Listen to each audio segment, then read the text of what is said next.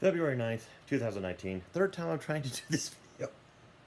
Um, we're going to do a little bit of preview on the AAF. The last one I didn't like because I'm humming and hawing way too many times. I don't have a lot of information on the AAF. The AAF's website is actually really bad. You can't even like click on the players to like find out more about them. Right now I give them an F on their social media because they're terrible just with their website. It's like, let me click on each of the players and coaches, give me some background, let me know a little bit about these people. But I'm still excited about watching this new league. So, some great rule changes that I love. First off, no kickoffs, just get the ball at the 25. I'm one of those people, I believe, phase out the kicker. Don't need them anymore. They're ridiculous. Play 59 minutes and 55 seconds, and then all of a sudden it comes down to the guy who's 5'4" and weighs 108 pounds. Don't care. I know that sometimes it leads to some truly exciting moments, but it's still, when you think about it really, really, really hard, the littlest guy on the team is going to decide whether or not you're a winner or a loser. And I hate that. I just think it's ridiculously stupid. They're not football players. They're just guys who have a powerful leg, and that's about it. It's not like they're really useful for anything else. So I love that the AAF is very much reducing what a kicker is needed for. In fact, there's like one team that has two punters instead, and I guess one of them will act as a kicker. I mean, that's how they have it listed on the rosters: two punters and a long snapper. And you know what's funny is that the AAF still has, like, people still have long snappers. It's like, you don't have that. I mean, you guys have still pretty good sized rosters. But what I love about all these rules is one of the rules is no extra points. Go for two. If you want to do an onside kick, instead of doing an onside kick, you get 4th and 10 at your 35. So the two teams get to battle it out. Not the special teams, but your offense against the other team's defense. 4th and 10 for all the marbles.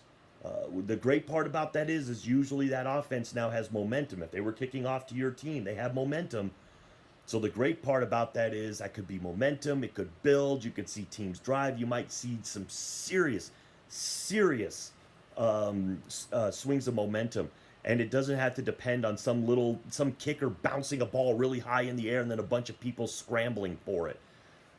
I hate the onside kick anyway. 95% of the time, maybe even higher, it just goes to the other team anyway, and it's like, it's a boring play. It's only exciting when the team that kicked the ball gets the ball.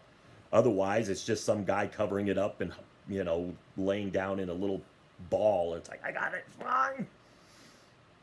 But, so there are some rule changes I'm very excited about for this AAF, and I'm hoping maybe the NFL adopts them if they work in the AAF. So we're going to look at some of the teams real quick. The Orlando Apollos. I'm also going to rate some of these ridiculous names. The Orlando Apollos. I kind of like this name because you don't hear it a lot. There's not a lot of teams out there called the Apollos. I don't know if it really fits with Orlando, but every time I kind of say the name, I kind of like it a little bit more. And I kind of like the color scheme a little bit because it's a little bit bluish and orange. So it's one of those things where it's like I kind of like it because it's a Denver Bronco type of a thing.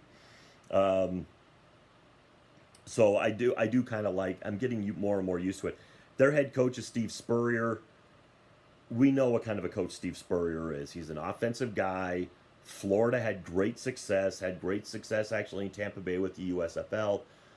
Not so much in the pros with the Washington Redskins, where he had a 12-20 record. But he's still a brilliant mind. He's a little bit on the old side, but if the brain still works as a head coach, that's all you really need. And Spurrier seems like he's still pretty sharp. So, and Orlando's had this guy in place forever.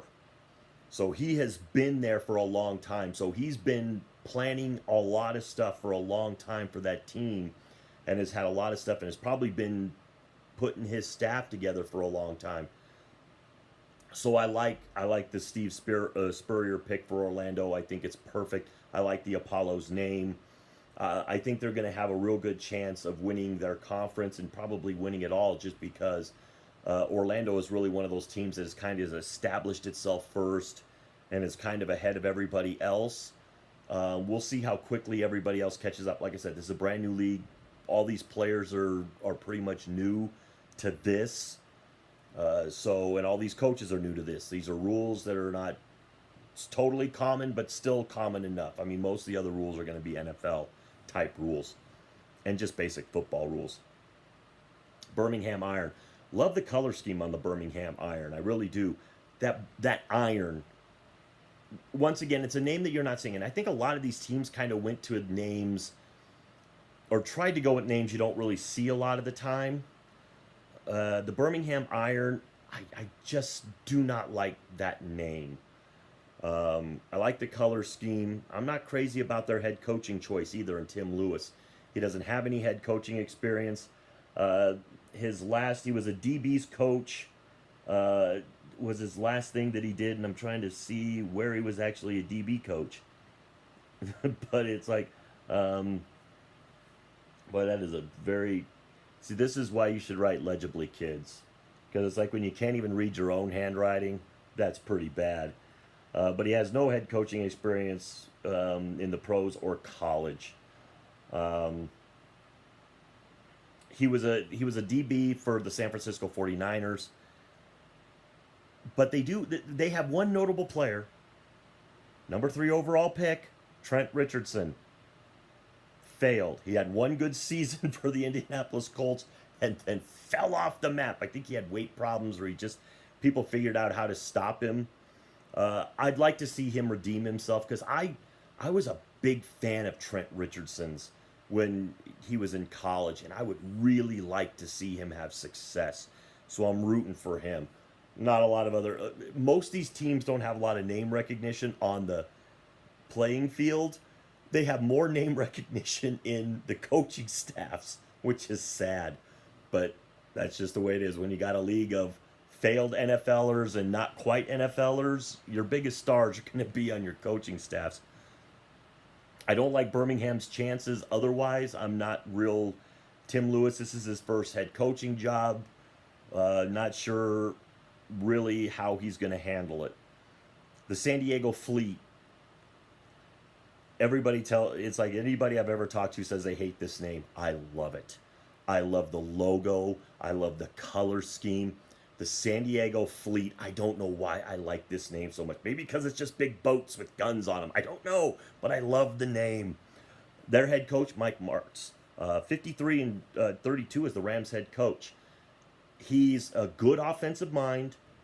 He was the offensive coordinator during the Greatest Show on Turf. So, I mean, the guy, when he has Kurt Warner and Marshall Faulk and Isaac Bruce and Torrey Holt, he's a genius. So let's see how he does with a bunch of no names. I love the name. I love the colors. I like the coaching pick. I just don't know how good they'll be. Because I think in the early season, offensive teams are going to struggle a little bit, and defense will win out until the offenses start to get their timing down with each other. Then I think you'll see offenses start to be a little bit more prolific as the season goes on. The Arizona Hotshots. This name sucks. I love the logo. I love that it seems like it's kind of a tribute to the firefighters. I really do like that. But the Hotshots, I hate that name. It sounds like a fantasy football league name that an uncreative person would have come up with. I'm sorry if your fantasy football team is called the Hotshots. It's just not creative. So I do not like the name. I kind of like the color scheme. It's not one of those color schemes you see put together a lot. A lot of people might say Packers, but I think it's more of an orange and green, a yellowish orange green than it is just yellow and green. Rick Neuheisel is their coach. I have never been impressed with him anywhere he's ever gone as a head coach. As an offensive coordinator, as a quarterback's coach, more to the point, he is very good. As a head coach, not so much.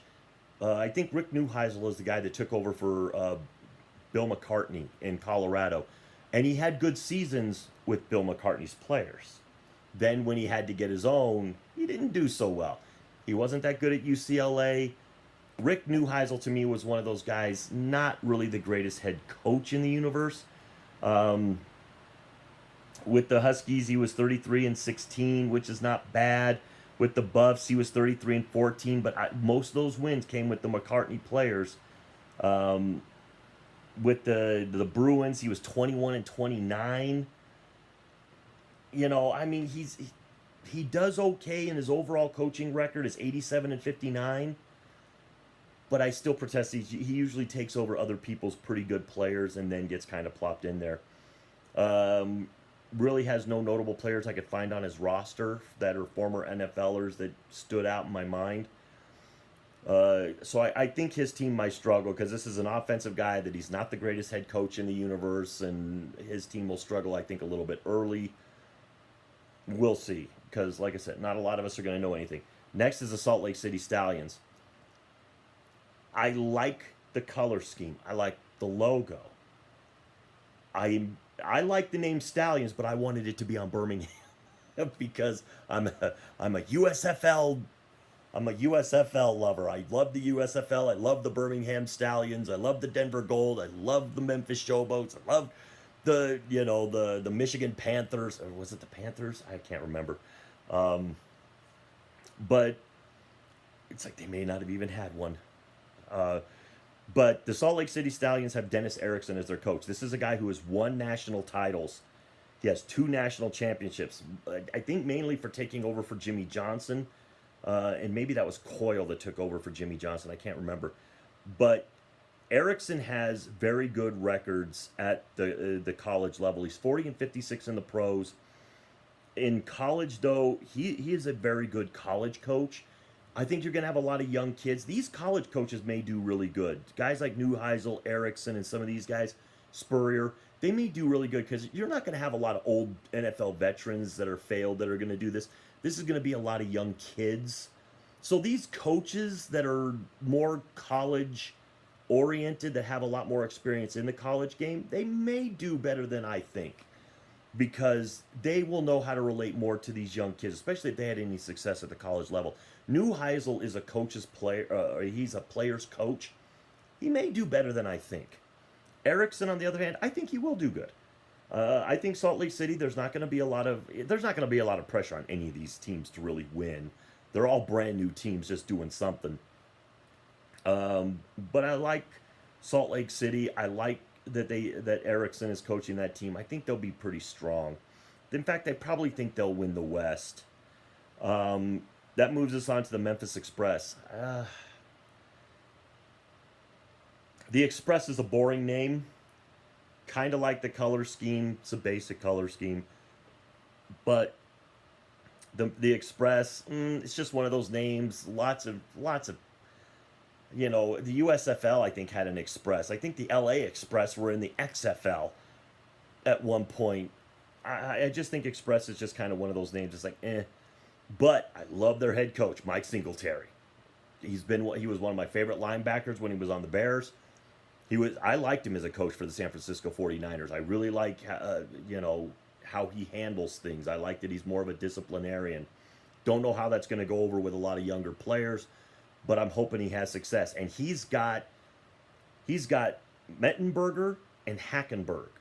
Both of these guys were notable in college. Mettenberger came out of LSU. Hackenberg came out of Penn State. Hackenberg was drafted early by the New York Jets. He didn't really succeed there, but he is the starter for the Memphis Express. And I think he should do pretty good. I think that they will have a very strong team there. I think they'll have a very, very strong team in Memphis. In fact, if it wasn't for the Orlando Apollos being in that conference, I would say that the Express would be the favorite. But I think Steve Spurrier's got a head start on everybody else, and I think he may be able to pull this off. But if not, I think the Memphis Express will probably give them the best run for their money. And I really do think the best 2 teams are the Memphis Express and the Orlando Apollos. just off of what I could see from rosters and coaching staffs and whatnot. Oh, also the Arizona Hotshots. I do want to point this out. The Arizona Hotshots, I think, are the team. They actually have a female coach in Jennifer King. So she's the wide receivers coach. That's pretty cool. She came out of. I tried to look up a little bit on her, and I think she came out of some NFL program where they were trying to get NFL head coaching program where they were trying to get, I think, women involved. And she met Hines Ward, and Hines Ward kind of introduced her to some people, and then she ends up coaching the wide receivers for the Arizona Hotshots. So that's pretty cool. Unless I've got her mixed up with the Atlanta Legends, but I don't think I do. I think she's with the Arizona Hotshots. So it's kind of cool to see that there's going to be a female coach in this league already to start with. So we're going to move on to the Atlanta Legends. The Atlanta Legends have a little bit of a problem. Their first coach I liked. Childress was going to be their head coach. 39-35 as the Vikings head coach. I like Childress as a coach. He's not there. No. They had to change. And they changed to a guy named Kevin Coyles. And he has no head coaching experience. In fact, he was like a defensive consultant. His most recent job was like a defensive consultant for the LSU Tigers. This guy has never been higher than a D coordinator. And he's like 65 years old. And he's never, ever been a head coach at any major level. I don't see where this guy is going to succeed. Now, he is a defensive guy, which could go to his benefit early in the season. But he has no notable players on this Atlanta Legends team that I can really find. He's a first-time head coach with really like Tim Lewis, no head coaching experience at all. So he is a wild card. Don't know. I'm not real sold when you go from Childress to this guy. I just don't see why they couldn't have found somebody else to maybe take it over. In fact, I think Kevin Coyles, here's the thing about Kevin Coyles. His offensive coordinator, Michael Vick. So his offensive coordinator has huge clout in Atlanta, and he's going to be the offensive coordinator. I'm sorry, at this point, I would have just made Michael Vick the head coach. I'd have just said, Mike, you're the head coach, buddy. You might put butts in the seats just because you're standing on the sidelines in Atlanta. But Kevin Coyles is going to be the head coach. Look for Michael Vick to maybe replace him later in the year. I've already got coaching controversies going on. Last team, San Antonio Commanders. Oh, Atlanta Legends.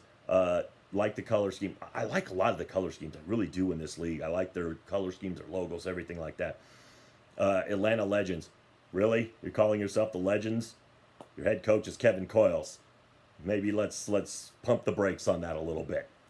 San Antonio Commanders are next. And their head coach is Mike Riley. No notable players that I'm aware of.